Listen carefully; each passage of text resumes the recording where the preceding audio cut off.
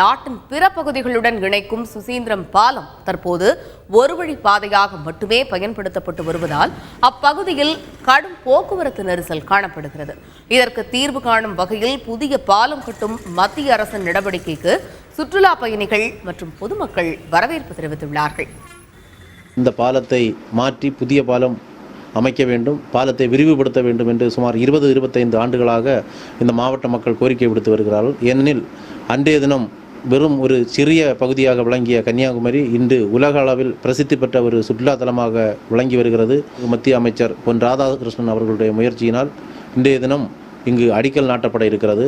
இதனை நாங்கள் வரவேற்கிறோம். அதே வேளையில் இந்த பணி அடிக்கல் நாட்டுதல் என்பதோடு நின்று விடாமல் விரைவாக பணி நடக்க வேண்டும். இப்போது பழைய அந்த பாலத்தை மாற்றி புது பாலம் விஞ்ஞான ரீதியாக ஏறக்குறைய 7-8 கோடி அளவில் அதை செய்கிறாங்க. அது ஒரு வரவேற்கத்தக்க ஒரு மாற்றம் தான்.